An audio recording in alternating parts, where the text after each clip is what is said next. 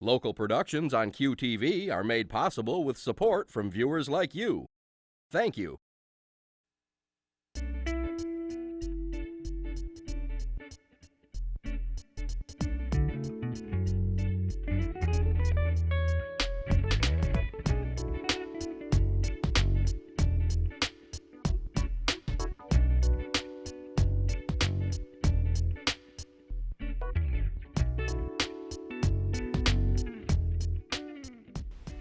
Hello, everyone. Welcome to Uncommon Sense. I'm Junia Doan. Thank you for joining us. My guest today is Mick McArt, entrepreneur, pioneering artist, and author of the Christian children's book series, Tales of Woodshire. Welcome, Mick. Great to be here. Tell me about Christian books for children. It's a field I don't know anything about. Well, there is a lot of books out there by other authors, not as huge as the regular book industry, but one of the things that I saw when I was beginning this is I wanted to, help kids, especially Christian kids, with fantasy. I want to do something fantastic and wonderful that they could, delve into these worlds, have fun, have a good laugh. Humor is very important to me as an author, so I do a lot of play on words, things like that. And so when I went out there and I was looking at other Christian children's books, I didn't see that too much. It was very, kind of preachy a little bit. Oh, yeah. So I wanted to make it more subtle and more fun, but still have the heart of the messages in my books. So what I did is I created Tales of Woodshire. It means God's word is sure. And in each book in my series, there's 7 stories. The first 6 are these individual stories like you find in a Grimm's fairy tale book, but the thing that makes my books unique is the 7th story combines all the characters and adventures of the first 6 into the 7th and creates a grand finale. So it's kind of like a puzzle book for kids because they're reading it, they're going, oh, this is fun, this is a different character, a different place, blah, blah, blah. But when it comes together at the end, they're like, whoa, this is one big book, but we didn't know it as we were reading it. So it's a nice little surprise for them. It is a surprise. When you start writing, tell me about the creative process. Do you start with the story first, or the Word of God first, or the Old Testament or the New Testament? It can be any of those. Mm-hmm. I work on pure inspiration, whatever inspires me at the moment. Sometimes I'll think of a beautiful ending to a story. I'll be doing something, I'll get this ending in my brain. I'm like, oh, I write it down, and then I put it in some notes and set it aside. I said, someday I'm going to fill that up. Then that's one of my techniques that I use is I always take a lot of notes and I save them for later. So sometimes I'll write a story that's got pieces in it that are 5 years old because I bring them into it. Because everybody says that, oh, if I only would have wrote that down. Oh. A lot of people struggle with that, and that's the one thing I learned right off the bat. Write it down. It's a good idea. You might never use it, but that's okay, Write those thoughts. And like, sometimes I'll get a Bible verse. Like the first story in my first book is called The Skipping Stone of Woodshire. It's about a little boy and a frog who go on this adventure, but it's really about Zacchaeus in the Bible. And Zacchaeus repented and restored. And I was like, how do I tell that to kids? How do I help them understand restoration and repentance? So I wrote the story about a boy and a frog, and they meet this goose. And by the end of the story, and it's only like 6 or 7 pages, you read the story, like, oh, wow, now I understand, And it's good for like a 7-year-old to go, now I understand. Because sometimes you read the Bible, and it's like Zacchaeus, that's just a funny name to say. Yes. So I got to make it something that they can identify with and have fun with. And each of my stories starts out with that Bible verse. So by the end of the story, they can go back to that Bible verse and go, oh, okay, now I understand what it's talking about. In Christian children's book, do they aim for younger, older, or is pretty much the 7-year, 8-year-old age group? What I call it is, this is kind of my slogan for everything, 7 to 70.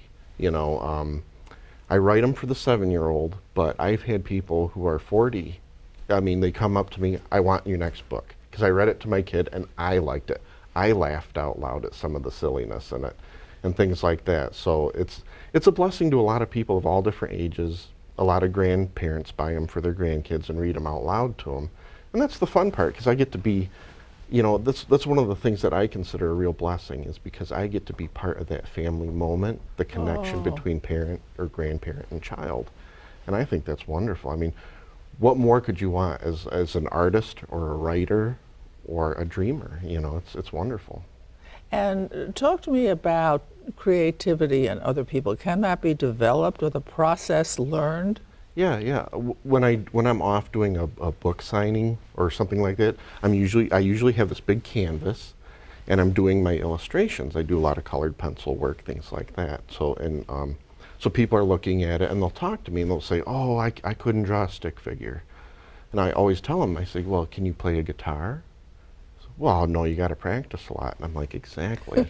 You know, and some people, they just pick up a pencil and boom, boom, boom, there they got some beautiful piece of art. Where me, I wasn't like that. I'm very intuitive. It took me a lot of practicing to get there. And so when people tell me that, I'm like, no, because I practiced a lot to get to that point, and so can you. But the thing is you got to have the idea, and you got to have something you love. And that's one of the things about, like, in some art classes, they'll get you to do stuff, you know, painting, sculpture, whatever, and I'm glad they do all that.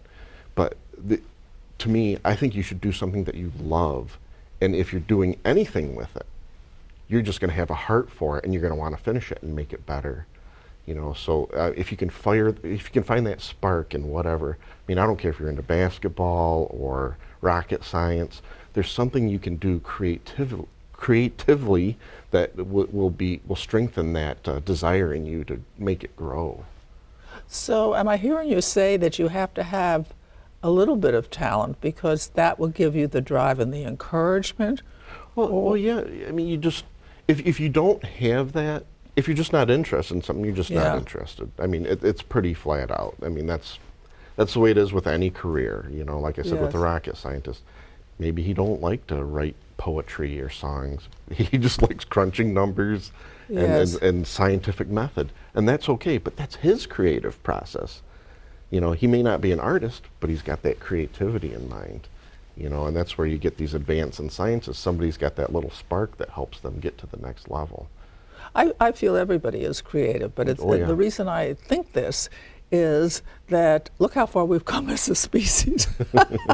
I mean, at each step, someone had to be creative about solving what wasn't created yet, and right down to the wheel. So you just have to say, how can I solve this? How can I do it better? What's a shortcut? What's a long cut? What's a substitution? I mean, cooks all the time, you know, have to learn that. As an artist, I see everything as a puzzle, and I'm solving puzzles. And like I mentioned with my book, the 7th story structure is a puzzle to me. When I started writing it, I didn't have the 7th story. I was writing the stories in different orders, but I knew they were all leading up to the 7th. So it was sitting down and going, how do I solve this with words? I'm not even drawing it yet, but I'm solving a puzzle with words to complete the 7th grand story.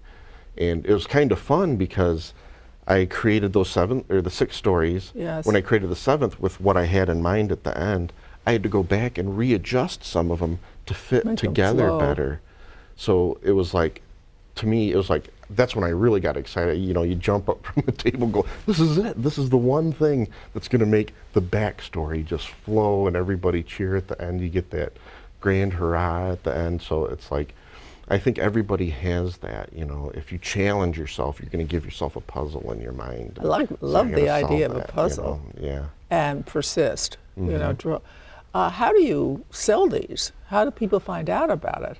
Well, when I first got started, I started writing. I really didn't know what I was doing. I mean, I'm a multimedia designer in my day job, and so I knew how to put together books. I know how to build them, do all the graphics for them, everything. And my wife had talked to me, and she said, you should be writing children's stories. So I said, I'm going to give it a try. And that's when the spark came, and it was the thing that made me want to do stuff and get that stuff out there. And so I went to I went and looked at things like, okay, you can publish through a large publishing company, or you can do independent. I was like, boy, I've got all these different characters in my books. So what I want to do is I want to keep that from the large publishers, because I don't want them getting trademarks and copyrights on my characters. Oh, I want yeah. to own them. And you've probably read some of my characters in the books. They're pretty Yes. funny, and they're their own personalities. I want more ownership of that. So I went the independent route. And when I was doing that, I discovered a way not only to make the books, but to get them distributed through my own company. I started my own little company. And as I did that, other authors started coming to me and saying, can you do that for me as well? Because we don't have that pool of graphic skills that you have, but we've got the writing know-how, and we really want to get our books out there. So I created McArt Productions Publishing, which is a way for me to help fledgling authors get their books out there. And so I've been doing that. I've got about 7 or 8 authors that I've published for, and besides having 5 books of my own and a music CD and an upcoming art What would you lesson. do for one of these other authors? They would come to you and say, I need help, I want to hire you. Right. What can you, and you would say, Yeah, well, I have them come to me. I tell them, okay, it is a business. We're going to work together. The nicest thing about working when they come to me is I give them reassurance because I'm the president and the janitor of the company. yeah, right. So when they call me, they're talking to the whole company. And Yeah. I've dealt with other publishers, and that's the problem, is you get somebody who's nervous about writing a book to begin with. Yes. And you're just going to call these big publishers, and they're going to send you to their secretaries and other Yes. people, blah, blah, blah, blah. So they're doing all that. And that's very intimidating. Yes. So what I do is I sit down with them. I say, here's what you can expect. I've been around the block. I've been doing this 6 years. Here's how you sell. Here's how you market. Here's how you do this. Are you willing to do that? I've had a couple walk away because they're like, I'm not willing to do the footwork for my book. I just wanted to write it and put it out there. It's like, okay, that's fine. What is the footwork in those categories? Like if you do a book signing, you go to a bookstore and you talk to them, hey, can I do a book signing here? And then you do that. I do a lot of craft shows. That's a fun place to do it. To me, the fun part about being an author, an independent author, or I guess a major published author too, is meeting the people. Yes. Because I've been doing it long enough where I get a lot of reaction. I was down in Tennessee doing a homeschooling convention there, and a girl came up to me. She's about 10 years old, and she's like, "You're Mick McArt." And I was like, "Yeah, how'd you know that?" Because I was down in Tennessee or Michigan, whatever. And she said, "I've read your book 11 times, and I'm still my finding gosh. new things in it." And so I talked to her, and that was a blessing because it's like, satisfying. oh, that makes me want to continue and keep being the author. Now, some authors will get their books out there, and they don't do anything with it. And that's fine if they're selling, making money, but they don't get that reaction from that kid. The kid who's like, oh, you made me laugh, you were part of my life. And it's like, that's what drives me, It's, I see that look in the kid's face, and I get excited, and I want to write So more. the work on the part of the author you're helping has to go public, go to Yes. book signings, go to craft fairs, go to the Yeah, churches, wherever. Oh, churches. I've done a gun show.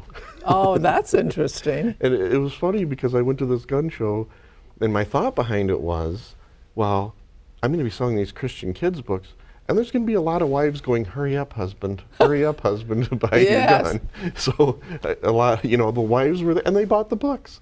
So it was, you got to think outside of the box a little bit and see, where can I go? I've done, what do you call those things? Renaissance festivals.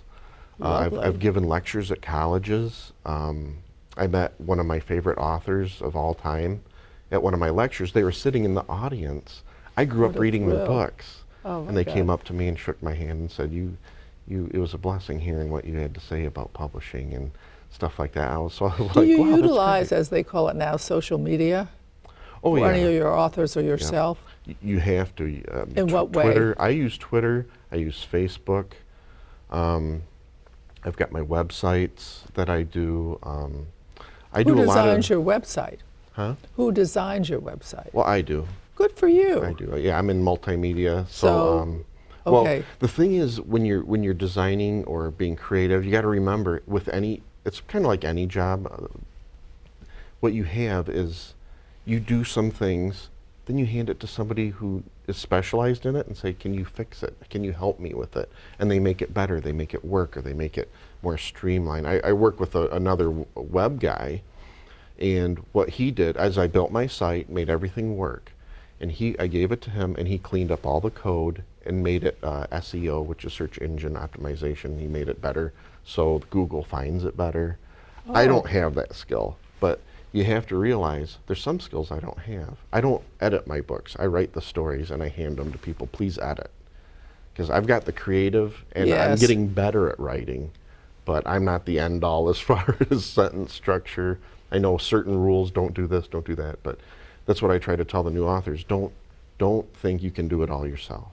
You know, if you can, great, but it's okay to go to other people. Now, you mentioned homeschooling, Mm-hmm. and you mentioned before the program how you're getting more involved in that. Would you care to talk a few words about that? I found it very interesting. Sure. Well, I started doing these homeschool conventions, and my son wasn't old enough. I've got 2 sons now and a newborn baby girl, and Nice. so I'm very proud of them. But I started doing these homeschool conventions, and I noticed that most of the people were there for the curriculum, not my reading books. I mean, they bought them, but they'd always ask me because they'd see me drawing, and they're like, "Where's your curriculum?" I'm like, "Well, I don't have one." And so I'd start talking to them about art and teaching it, and they're like, "You should come out with something. You should have a program." So I started talking to the other art curriculums there, and I said, "Man, you know what? I want to teach something a little bit different and help people not only learn a skill about art, but how to be an artist in their mind and their soul." It's something I learned later in life. Being an artist isn't just picking up a paintbrush or grabbing a guitar. There's got to be some soulfulness in it. There's got to be a love of it. And so what I'm doing is I'm putting together this homeschool curriculum, a DVD and a workbook and some art supplies. And I'm going to teach from 7 to 70, how do you become an artist in your mind? So when you first begin, you're like, I'm just not going to draw this thing. I'm going to give it some meaning. And to me, that's very important, because that's what sparks the creativity I was talking about.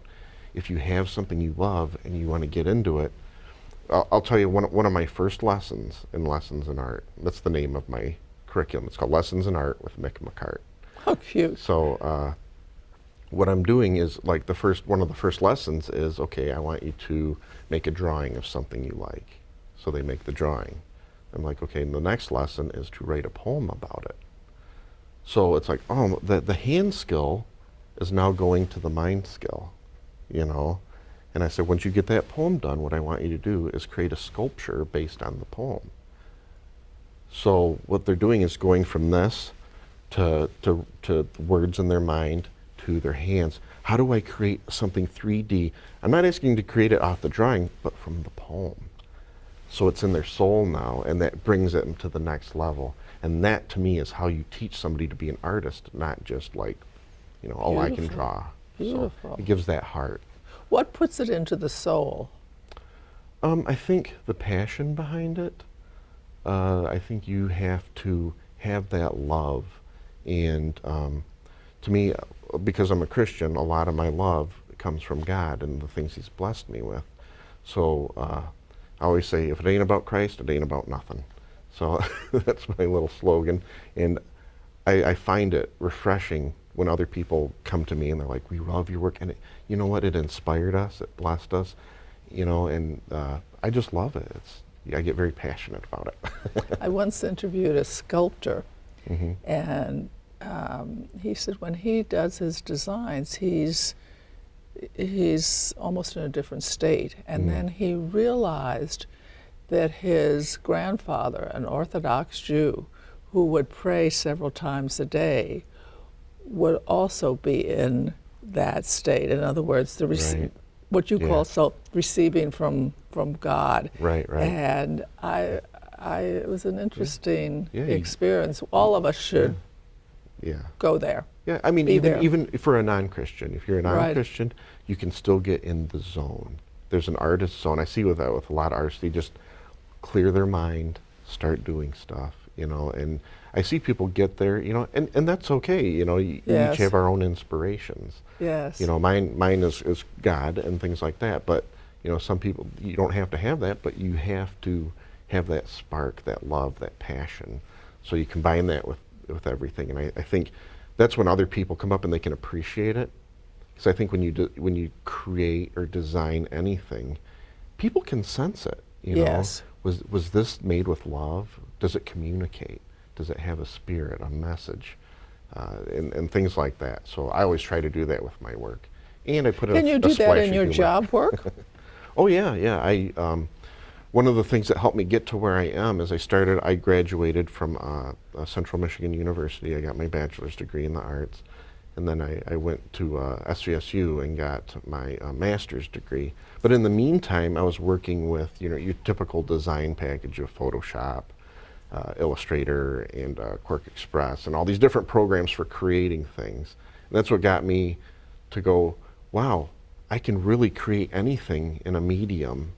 Now that I've got the skill, what do I do with it? I mean, it was making me money and feeding Yes. me, so that's great. But when my wife came along, 'cause I met my wife in 2008 and started talking to her, and she started talking about these children's books, it was like that spark came to me, and it was like, now I have a purpose besides just Oh, putting food on the that's- table. Yes, very So, satisfying. yeah, How are yeah. you raising your children? Are you doing homeschooling or you're not? Oh yeah, yeah. My son Micah, he's 6 years old. He's doing some homeschooling. We had him in a private Christian school, and we tried that. We wanted him to get a little structure. We thought that was important. You give him a little structure so he understands school. Yes. And then we pulled him back, and he's working at home, and he retains that. So it's like, it's nice. I'm not against any school. I mean, learning is wonderful, but this is the way we're approaching it because, you know, we think this will be the best for our kids, and, you know, it's a blessing. And there's a big homeschool community, so you yeah, can get materials to teach, and don't you have meetings? I heard once that Yeah. regional meetings and Oh yeah. There's different places. There's an Inch homeschooling convention. I forgot the name. It's Yes. INCH is one of the things. I went there, set up my stuff, and then there's the Great Homeschooling. I forgot the name of it, but I've been to there a couple times, and they have those all around the country. And that's the one I went to Tennessee. I went to Ohio. They've got them Lovely. in Washington and South Carolina. And the thing that's cool is you go to these things, and everybody's so friendly, and they want to work together. yeah, it's You nice. know, I had a gentleman there. He was in the booth next to me. He's like, if you come to South Carolina, I want your family to stay with me. Oh, So I was like, oh boy, because you know, you worry about the costs and things like that. He's like, no, I got the room. He goes, I love what you do. He goes, it inspires me. So if you ever need it, just get a hold of me. And you know, so it's like you build this network, you know, and it's nice, you know. the homeschool children I've met are very polite, Yes.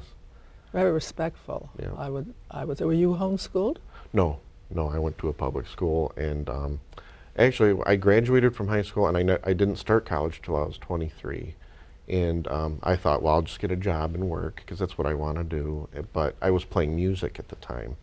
I wanted to be a musician, because I had that artist creativity Yes, thing going on in me. I had a passion for it. And then one of my friends who was in my band, his dad was a teacher at the high school I went to. And he hardly ever said a word to me. And he approached me one time when I was picking up his son for practice. He sat me down, and he's like, Mick, why aren't you in college? And I said, I don't know. He said, you're probably one of the most creative people I've ever seen. He goes, you've got this drive and ambition. He goes, I've never seen anybody create stuff like you.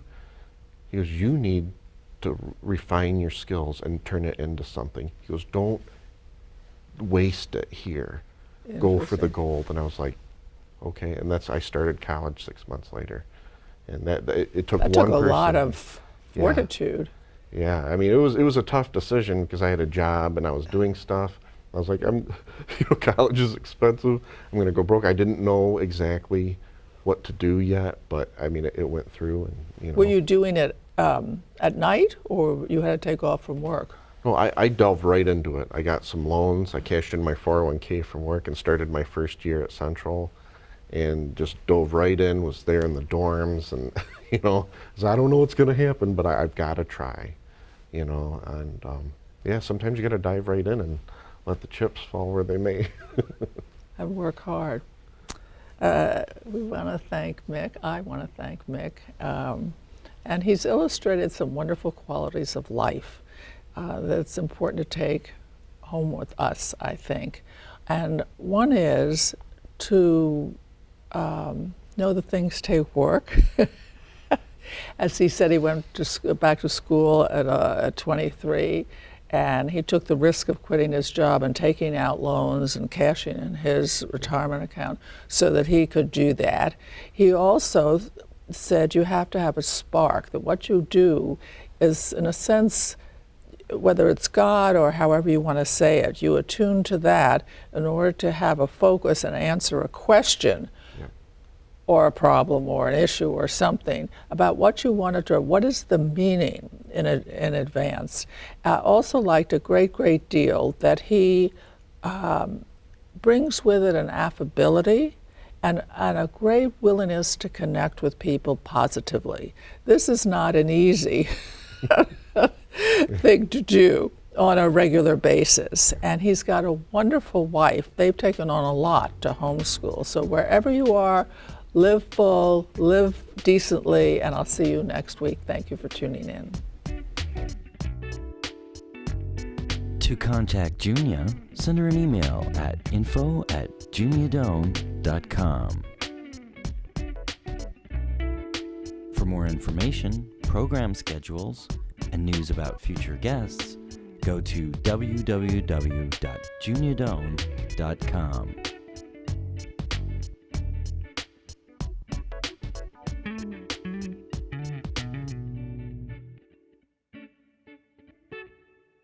Thanks for joining us.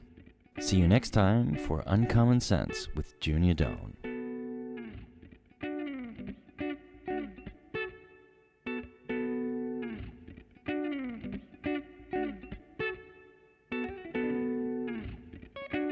Local productions on QTV are made possible with support from viewers like you. Thank you.